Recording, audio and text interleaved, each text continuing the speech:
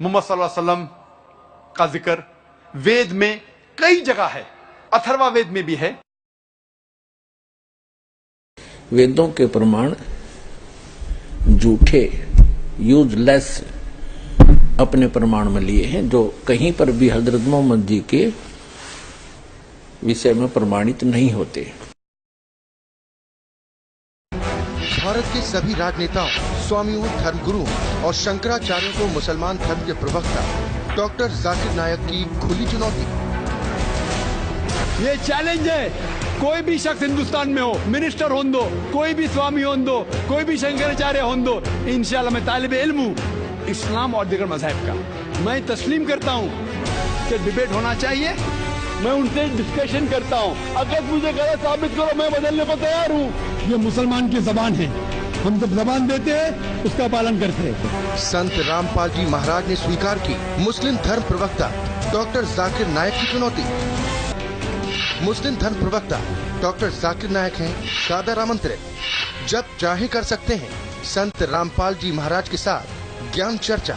Doctor Zakir नायक के इस challenge को स्वीकार करता हूं, लेकिन अपने उस वायदे को याद रखना जिसमें कहा है कि जो मुझे झूठा सिद्ध कर देगा, गलत सिद्ध कर देगा, मैं अपने आप को बदल लूंगा। चैलेंज आपको 10 पॉइंटों पर झूठा कर दूंगा सिद्ध, और कभी भी आकर के वो आध्यात्मिक ज्ञान चर्चा कर सकते हैं। देखिए मुसलमान धर्म के प्रवक्ता डॉक्टर जाकिर नायक के साथ जगत गुरु तत्वदर्शी संत रामपाल जी महाराज की आध्यात्मिक ज्ञान चर्चा। मोहम्मद सल्लल्लाहु अलैहि वसल्लम का जिक्र वेद में कई जगह है, अथर्वा वेद में भी है। किताब नंबर 20, पाठ नंबर 127, मंत्रा नंबर 1 से 14। वक्त की किल्लत होने की वजह से, वक्त की कमी होने की वजह से सारे 14 मंत्रों का तस्करा मैं नहीं कर सकता हूं, सिर्फ पहले 2 का करूंगा। मंत्रा नंबर 1 में लिखा हुआ, इसे कहते हैं, ये 14 मंत्रा को कहते हैं कुंटप सुक्ता। कुंटप मतलब परेशानी से दूर करना, उसके मानी है अमन, सलामती, और अरबी में कहते हैं इस्लाम। कुंटप सुक्ता के मानी है, और एक मानी है hidden glands in the abdomen, और इसके मानी भविष्य में लोग को पता चलेंगे, अभी नहीं पता। कुंटप सुक्ता में अथर्ववेद किताब नंबर 20 पाठ नंबर 127 मंत्रा नंबर 1 में लिखा है, नरशंसा आएगा, कौरमा आएगा, और उसके 60,000 दुश्मन होंगे। मंत्र नंबर 1 में लिखा है, आएगा एक ऋषि जो है नरशंसा, कौरमा, उसके 60,000 दुश्मन होंगे। मंत्र नंबर 2 में लिखा है, वो ऋषि ऊंट चलाकर आएगा। मंत्र नंबर 1 में कहा गया है उसका नाम होगा नरशंसा। नरशंसा संस्कृत लफ्ज है जिसके मानिए नर, नर माने आदमी, शंसा मतलब प्रशंसा, तारीफ करना, वो आदमी जो तारीफ के लायक है। और अगर हम अरबी में तर्जुमा करते हैं, हम कहेंगे मोहम्मद सल्लल्लाहु अलैहि वसल्लम, और मोहम्मद सल्लल्लाहु अलैहि वसल्लम नाम था आखिरी पैगंबर का, उसका तर्जुमा हिंदी में करते हैं तो हो जाता है तारीफ के लायक, वो आदमी जो तारीफ के लायक है। मंत्र नंबर 1 में आगे लिखा है, वो है कौरमा। कौरमा के मानी अमन का शहजादा, सलामती का शहजादा, और मोहम्मद सल्लल्लाहु अलैहि वसल्लम सलामती अमन के शहजादे थे। कौरमा के और एक मानी है जो आदमी हिजरत करता है। हम जानते हैं कि मोहम्मद सल्लल्लाहु अलैहि वसल्लम ने हिजरत की थी। और मंत्रा 1 में भी लिखा है कि उसके 60,000, तकरीबन 60,000 दुश्मन होंगे। और हम जानते हैं, तारीख कहती है कि मोहम्मद सल्लल्लाहु अलैहि वसल्लम के दुश्मन तकरीबन 60,000 थे, जो मक्का की आबादी थी जो मोहम्मद सल्लल्लाहु अलैहि वसल्लम के खिलाफ थे शुरू में। मंत्र नंबर 2 में लिखा है, वो ऋषि ऊंट चला के आएगा। कोई भी ब्राह्मण कभी भी ऊंट नहीं चलाएगा। क्यों? मनुस्मृति पाठ नंबर 11 श्लोक नंबर 202 में लिखा है, ब्राह्मण कभी भी ऊंट नहीं चलाना चाहिए। तो ये ऋषि ब्राह्मण नहीं हो सकता।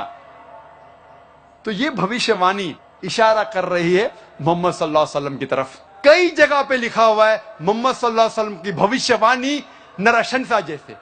सिर्फ हवाले अगर मैं देने लगूंगा तो अल्हम्दुलिल्लाह अल्हम्दुलिल्लाह सुम्मा अल्हम्दुलिल्लाह, सिर्फ हवाले देने लगूंगा, सैकड़ों हवाले हैं। पुण्यात्मा डॉक्टर जाकिर नायक जी ने सदग्रंथों को ठीक से ना समझकर अपनी अज्ञानता से कुछ भ्रांतियां फैलाई हैं। उनके समाधान के लिए सदग्रंथों को आपके रूबरू करते हैं, क्योंकि डॉक्टर जाकिर नायक जी ने तो अभी तक सदग्रंथों की केवल झलक दिखाई है और दास दिखाएगा इनके अंदर की सच्चाई। डॉक्टर जाकिर नायक जी ने कहा है कि हजरत मोहम्मद जी का वर्णन वेदों के अंदर भी है, और किस बात से वो सिद्ध करना चाहते हैं कि वेदों में नरसंसा शब्द है, उसका अर्थ होता है प्रशंसित व्यक्ति। तो केवल एक नरसंसा से ये सिद्ध नहीं हो जाता कि हजरत मोहम्मद जी के ही विषय में ये जानकारी है। उसके पश्चात उन्होंने कहा कि अथर्ववेद कांड 20 सूक्त 127 के मंत्र 1-2 में भी कहा है कि वो व्यक्ति आएगा, ऊंटों पर चढ़ के आएगा। तो हजरत मोहम्मद जी ऊंटों पर ही चला करते थे। अब आपको दिखाते हैं, अथर्ववेद में तो ये लिखा है, अथर्ववेद कांड नंबर 20 अनुवाक नंबर 127 के मंत्र 1-2 में लिखा है कि वो व्यक्ति रथ में चलेगा, उन रथों को ऊंट और ऊंटनियां खींचेंगी। तो रेगिस्तान के अंदर जहां हजरत मोहम्मद जी रहा करते थे वहां रथ नहीं चलते थे। इससे सिद्ध है कि ये प्रकरण हजरत मोहम्मद जी के विषय में नहीं है। देखिएगा, ये देखिएगा अथर्ववेद विषम कांड, विषम माने 20वां, और सूक्त 127 इसका मंत्र नंबर 1 है। ये देखिएगा, हे मनुष्यों, यह है आदर से सुनो। नरसंशय मनुष्यों में प्रशंसा वाला पुरुष बड़ाई किया जाएगा। हे पृथ्वी पर रमण करने वाले राजन, 60,000 और 90 और अनेक दानों को इंसकों के फेंकने वाले वीरों के बीच हम पाते। इसका अर्थ ये है। अब ये दिखाते हैं दूसरा, इसमें क्या अर्थ किया है। इसका अर्थ इन्होंने किया ये है कि जिस राजा के रथ को ले चलने वाले शीघ्रगामी जुते हुए ऊंटनियों सहित, ये रथ के विषय में है, रथ के विषय में ऊंटनियों सहित 2 बार 10 यानी 10-10 20 ऊंट उन्मत्त मनुष्य के ऊंचे पद का अपमान करते हैं। बताओ, इसका कोई अर्थ हुआ? ऊंटों पर चढ़कर चलने वाली तो बात है को नहीं, और मोहम्मद जी का कितना नामो निशान नहीं है। इस पूरे मूल पाठ में भी मोहम्मद नाम नहीं है, आप देख सकते हैं आराम से।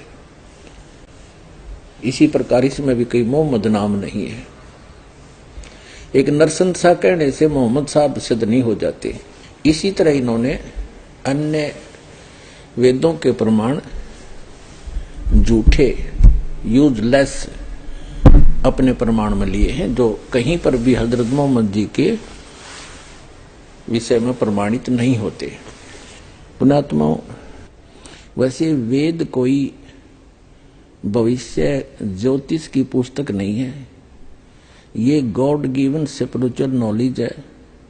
इसमें कोई भविष्य की वाणी नहीं है, इसमें तो अध्यात्म मार्ग है, परमात्मा की भक्ति की जानकारी है, परमात्मा कौन है, कैसा है, कहाँ रहता है, क्या लीला करता है।